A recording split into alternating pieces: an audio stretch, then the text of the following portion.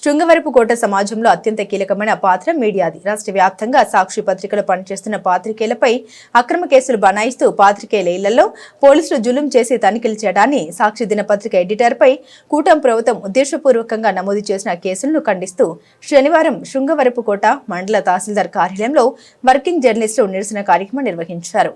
ఈ తరహా చర్యల వల్ల ప్రజాస్వామ్య వ్యవస్థ పూర్తిగా భ్రష్టుపట్టి పోయే పరిస్థితి ఉందని, ఇకనైనా రాష్ట్ర పోలీసు యంత్రాంగం రాజ్యాంగాన్ని గౌరవించి పనిచేయాలని, కూటమి ప్రభుత్వం తన తీరు మార్చుకోవాలని పలువురు పాత్రికేయులు ముక్తఖండంతో తమ నిరసన వ్యక్తం చేశారు.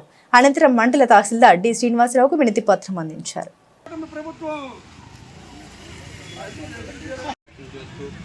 పాత్రికేయులందరూ కూడా భయభ్రాంతులు గురి చేసే వాతావరణం ఉంది.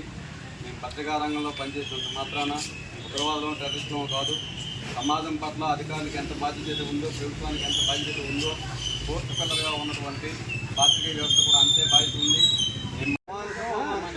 పత్రికా స్వేచ్ఛపై దాడి, పత్రికా స్వేచ్ఛపై దాడి, పత్రికా స్వేచ్ఛపై దాడి, పాత్రికేయులపై దాడులు, పాత్రికేయులపై దాడులు, పాత్రికేయులపై దాడులు, పాత్రికేయుల ఇళ్లలో సోదాలు, పత్రికా స్వేచ్ఛపై దాడి అమానుషం, అమానుషం, పత్రికా స్వేచ్ఛపై దాడి, పత్రికా స్వేచ్ఛపై దాడి, పత్రికా స్వేచ్ఛపై దాడి, పత్రికా స్వేచ్ఛను కాపాడాలి, కాపాడాలి. ఈరోజు రాష్ట్రంలో ఒక భిన్నమైన పరిస్థితిని చూస్తూ ఉన్నాం. ఎవరైతే పత్రికా రంగంలో పనిచేస్తున్నారో వాళ్ళ మీద అక్రమ కేసులు పెడుతూ బెదిరిస్తూ వ్యవహరించడం సరైన తీరు కాదు. పాత్రికేయులు అనే వాళ్ళకి ప్రత్యేకమైనటువంటి ఎజెండా అంటూ ఉండదు, ఎలాంటి రాజకీయ ఎజెండాలు ఉండవు. వాళ్ళు ఏవైతే పత్రికల్లో ఛానల్లో పనిచేస్తున్నారో వాళ్ళ తాలూకా ఆలోచనలు తగ్గట్టుగా పనిచేస్తాం తప్ప ఎలాంటి వ్యక్తిగతమైన ఎజెండా అంటూ ఉండదు.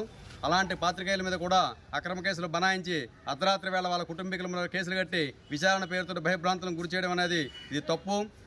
ఈరోజు వ్యవస్థలో ఉన్నటువంటి ప్రధానమైన భాగాల్లో పాత్రికేయ వ్యవస్థ కూడా చాలా ముఖ్యమైనది.